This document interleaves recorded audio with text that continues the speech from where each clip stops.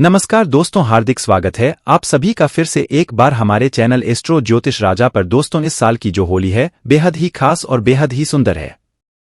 क्यों बेहद ही खास, बेहद ही सुंदर है?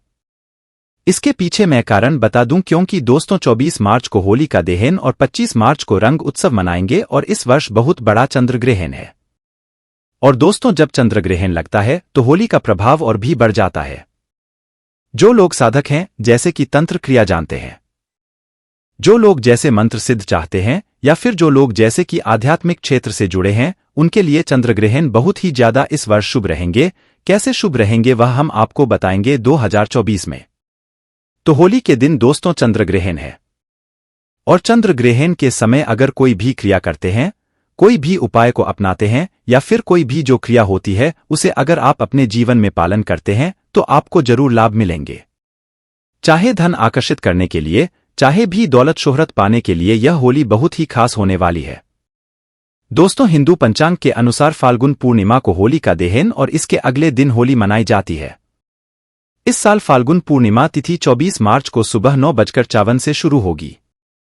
वही इस तिथि का समापन अगले दिन यानी 25 मार्च को दोपहर 12:29 पर होगा। होली का दहन कब होगा?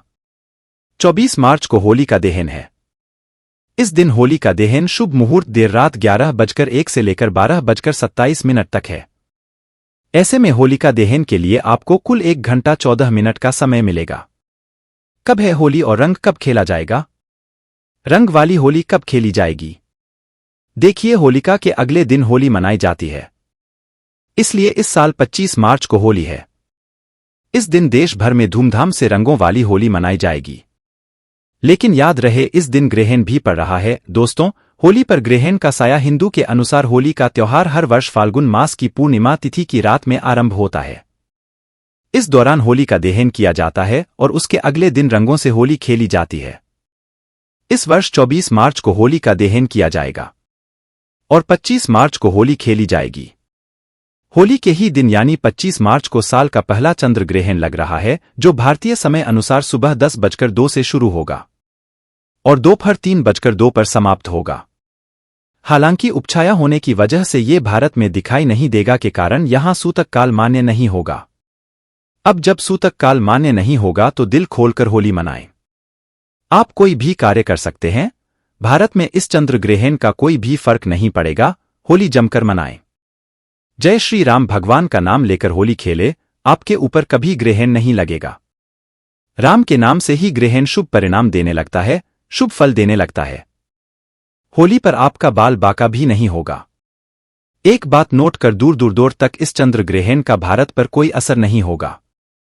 ये ग्रहण बाहर विदेशों में लग रहा है, वो भी रात के समय, क्योंकि बाहर विदेशों में उस समय रात होगी, इसीलिए भारत में इसका कोई भी असर नहीं है। जब सूतक काल नहीं लग रहा है तो जमकर खेलें होली। दोस्तों, होलिका की अग्नि में ये 3 चीज भूलकर भी कभी मत डालना। इससे उल्टा आप पर गरीबी आ सकती है, घर में कंगाली आ सकती है। होली के दिन ऐसी पूजा कभी ना करें। दोस्तों, सनातन परंपरा में होली का त्योहार बुराई पर अच्छाई की जीत का प्रतीक माना गया है। होली का महापर्व खुशियों और रंगों से भी होता है। होली की रात को दैवी शक्तियों की रात माना जाता है।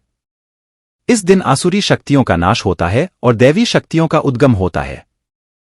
इससे दरिद्रता का नाश करने का, जीवन में चल रही परेशानियों को मिटाने का, दुख तकलीफ और सारे कष्टों से छुटकारा पाने का सबसे अच्छा दिन माना जाता है। शास्त्रों में नक्षत्र विद्या में होली की रात को सिद्ध की रात कहा गया है। इस दिन नकारात्मक और सकारात्मक ऊर्जाएं दोनों ही बहुत ज्यादा सक्रिय रहती हैं। इसीलिए लोग सदियों से इस दिन सिद्धियां हासिल करने के उपाय करते आए हैं। होली की रात में जो साधना की जाती है वो बहुत ही कारगर और फलदायी सिद्ध होती है, जो कि 100% सिद्ध हो ही जाती है। इस दिन किसी भी देवता की साधना को सिद्ध कर सकते हैं। आज के इस वीडियो में हम आपको बताएंगे होली पर किए जाने वाले कुछ ऐसे प्रभावशाली उपाय जिनसे आप आने वाले नए हिंदू वर्ष में खुशियां ही खुशियां पाओगे। आप अपना दुख, दर्द तथा कष्टों को मिटा सकेंगे। लेकिन क्या आप जानते हैं, होली पर ये 3 चीजें कभी नहीं चढ़ानी चाहिए, इससे उल्टा आप बर्बाद हो सकते हैं। जानने के लिए वीडियो को अंत तक जरूर देखें और कमेंट बॉक्स में लिखें जय श्री कृष्ण। आगे बढ़ने से आपसे रिक्वेस्ट करते हैं कि वीडियो को लाइक जरूर करिएगा। दोस्तों को शेयर कर दीजिएगा और अगर आपने अभी तक चैनल को सब्सक्राइब नहीं किया है तो चैनल को सब्सक्राइब करके बेल आइकॉन जरूर दबाइएगा। दोस्तों, शास्त्रों के अनुसार माना जाता है कि होलिका दहन पर होली की अग्नि में टूटा हुआ गन्ना अर्पित नहीं करना चाहिए, ना ही होली में खराब गन्ना अर्पित करना चाहिए। इससे उल्टा आपको होली मैया का श्राप लग सकता है। टूटा हुआ गन्ना पूजा पाठ में इस्तेमाल नहीं किया जाता। इससे होली माता जाते जाते आपको श्राप दे सकती है। आपके घर में गरीबी का वास हो सकता है। शास्त्रों में माना जाता है कि जब होली का दहन होता है तब होली की अग्नि में पवित्र चीजों को ही डालना चाहिए। जब आप अग्नि में गन्ना डालें तब गन्ने के ऊपर हरे भरे पत्ते जरूर होने चाहिए, क्योंकि पूजा पाठ में अधूरी चीजें इस्तेमाल नहीं की जाती। अधूरी चीजें करने से अधूरा ही फल प्राप्त होगा, इसीलिए गन्ना साबुत होना चाहिए, टूटा हुआ बिल्कुल भी ना हो। हमेशा याद रखें, होलिका दहन से ठीक पहले गन्ना घर में अवश्य लाकर रख ले और गन्नों की संख्या 2 या 5 या फिर 7 होनी चाहिए, यानी विषम संख्या में ही गन्ने हो। दोस्तों, होली की पवित्र अग्नि में पानी वाला नारियल नहीं चढ़ाना चाहिए, इससे आप पाप के भागीदार बन सकते हैं। हमेशा सूखा नारियल होली की अग्नि में अर्पित करना। पानी वाला नारियल अग्नि के अंदर भूलकर भी ना डालें। सूखे नारियल को अग्नि में डालने से पहले इस पर पूरे परिवार का हाथ अवश्य लगा लें। इससे होली माता जाते जाते आपको धन से मालामाल बनाएगी, आपकी गरीबी को साथ ले जाएंगी। पानी वाला नारियल आप पूजा के दौरान फोड़ सकते हैं, लेकिन अग्नि में कभी मत डालना। सूखा नारियल अग्नि में डालने से होली माता आपकी सभी परेशानी को अपने साथ ले जाती, अग्निदेव भी प्रसन्न हो जाते हैं। अगर आपके मन में बुरे ख्याल आते हैं, अज्ञात भय आपको सताते रहता है, तो होलिका दहन की पूजा के दौरान एक सूखा नारियल, काले तिल और सरसों को लेकर अपने सिर पर 7 बार वार लें और इसे अग्नि में डाल दें। आपकी चिंता होलिका मैया हर लेगी। दोस्तों, माना जाता है कि होलिका माता को घर में बनाए भोग अति प्रिय है। आपने अपने घर में जो भी बनाया है माता को अवश्य अर्पित करें, लेकिन याद रहे गुजिया चढ़ाते समय देख ले कि गुजियों की संख्या 3 नहीं होनी चाहिए। या तो 2 चढ़ा ले या फिर 5, 7, 11 या 21 चढ़ा सकते हैं, लेकिन गुजियों की संख्या 3 नहीं होनी चाहिए। ध्यान रहे कि केवल एक गुजिया भी नहीं चढ़ाना चाहिए। होलिका दहन में आप बर्फी का भोग लगा सकते हैं और जल अवश्य अर्पित करें। होलिका दहन में गाय के गोबर से बने उपले अवश्य डालने चाहिए। दोस्तों, होली की अग्नि में आप हरा चना, गेहूं की बालियां, कोई भी नई फसल अवश्य अर्पित करें। इससे आपके घर में अन्न धन की कभी कमी नहीं होगी। जब आप माता को बालियां अर्पित करें तो देख लें टूटी हुई बलियां ना हो, सूखे हुए पत्ते ना हो, बालियां एकदम हरी भरी होनी चाहिए। होलिका दहन की अग्नि में सूखी बालियां चढ़ाने से पाप लगता है। दोस्तों, शास्त्रों के अनुसार बताया जाता है कि किसी स्त्री को मासिक तो उसे होलिका दहन की पूजा किसी और से करवा लेनी चाहिए। आप पूजा का वैसे ही पालन करें जैसे आप करते आए हैं, लेकिन मासिक धर्म के दौरान होलिका दहन के पास नहीं जाना चाहिए। आप दूर से होलिका दहन देख सकते हैं और आप किसी और से पूजा पाठ करवा सकते हैं, इससे भी आपको फल की प्राप्ति अवश्य होगी। दोस्तों, होलिका की अग्नि में चावल के बने पापड़ और कच्चे चावल अवश्य अर्पित करने चाहिए। होलिका दहन में चावल अर्पित करने से धन की प्राप्ति होती है, इससे आपके घर की गरीबी नष्ट हो जाएगी। कचरी पापड़ आदि होली दहन में अवश्य अर्पित करना चाहिए। इसे होलिका दहन से पहले झूठा नहीं करना चाहिए। जो आपने कचरी पापड़ आदि बनाए हैं उन्हें होलिका की अग्नि में अवश्य अर्पित करना चाहिए। इससे आपके घर में धन की कभी कमी नहीं होगी। दोस्तों, माना जाता है कि होलिका दहन से पहले होली की अग्नि में बगैर अर्पित किए गुजिया नहीं खाना चाहिए। जब आप माता को इनका भोग लगा दे तभी आप उनका सेवन कर सकते हैं और अपने परिवार में सभी सदस्य एक दूसरे को गुजिया अवश्य खिलाएं। इससे आपसी प्यार मजबूत हो जाता है। माता को भोग लगाने से पहले गुजिया झूठी ना करें। जब आप पूजा वगैरह कर ले तब उसके बाद आप गुजिया खा सकते हैं। हमेशा याद रखें, माता को गुजिया का भोग लगाने के बाद कन्याओं को गुजिया अवश्य खिलाना चाहिए और दक्षिणा भी देनी चाहिए। इससे नवदुर्गा तथा माता रानी का आशीर्वाद प्राप्त होता है। दोस्तों, इस दिन गाय को भोग अवश्य लगाना चाहिए।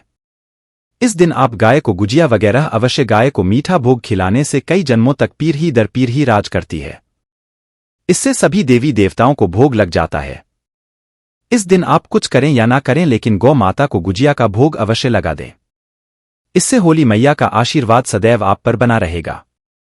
दोस्तों, चाहे कुछ भी हो जाए, होली का दहन के बाद उसके अगले दिन होली की राख को आप घर में जरूर लेकर आना और पूरे परिवार के मस्तक पर उसे लगाना। इस राख आप काले कपड़े में बांधकर हमेशा घर में संभाल कर रखें और छोटे बच्चों के मस्तक पर इसे तब लगाएं जब उन्हें नजर दोष लग जाए। इससे नजर दोष बुरा साया आपके बच्चे के आसपास भी नहीं भटकेगा। होलिका दहन की राख को आप काले कपड़े में बांधकर दुकान के गल्ले में या फिर लॉकर में रख सकते हैं। इससे धन में बढ़ोतरी होती है। इससे आपके धन को किसी की बुरी नजर नहीं लगती। होली की राख से आप काफी कुछ कर सकते जिससे आपके घर में धन दौलत, सुख समृद्धि की प्राप्ति तथा नकारात्मक ऊर्जा नष्ट की जा सकती है। दोस्तों, माना जाता है कि होली के दिन कोई भी सफेद चीज कभी किसी से नहीं लेनी चाहिए। इस दिन टोने टोटके प्रभावशाली रूप में कार्य करते हैं।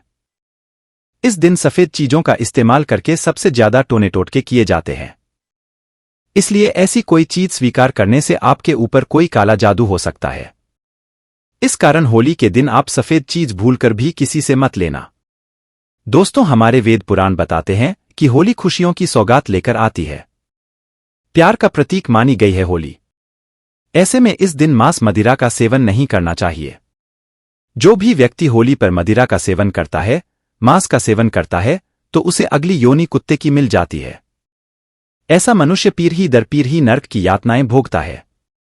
शास्त्रों में वर्णित है कि भगवान कृष्ण होली का पर्व अति प्रिय है, इसीलिए इस दिन कोई भी ऐसा कार्य नहीं करना चाहिए जिससे भगवान कृष्ण क्रोधित हो जाए। होली पर गाली नहीं देनी चाहिए, स्त्री का अपमान नहीं करना चाहिए, सुबह जल्दी बिस्तर छोड़ देना चाहिए, होली के दिन ज्यादा सोना नहीं चाहिए, होली के दिन पवित्र पर्व पर सहवास नहीं करना चाहिए। इस दिन स्त्री से दूर रहें। पुराणों में उदित है कि इस दिन हर किसी को होली अवश्य खेलनी चाहिए। होली का रंग कई प्रकार की नकारात्मकता को अपने आप नष्ट कर देता है, इसीलिए जो मनुष्य सच्चे दिल से होली खेलता है उसके ऊपर होली मैया का आशीर्वाद सदैव बना रहता है। होली एक पवित्र त्योहार है, इसे अपवित्र करने वाला व्यक्ति सदियों तक कृष्ण भगवान के श्राप का भागी बना रहता है। इसीलिए होली का पर्व सच्चे दिल से तथा सच्ची श्रद्धा के साथ ही मनाना चाहिए। दोस्तों, सच्चे दिल से बॉक्स में लिखें जय श्री कृष्ण। भगवान कृष्ण के लिए एक लाइक तो बनता है। होली की आप सभी को हार्दिक शुभकामनाएं। दोस्तों, अगर आपको ये जानकारी पसंद आया है तो वीडियो को लाइक करिएगा, दोस्तों को शेयर जरूर करिएगा और चैनल को सब्सक्राइब करके बेल आइकन जरूर दबाइएगा। आपका दिन शुभ हो।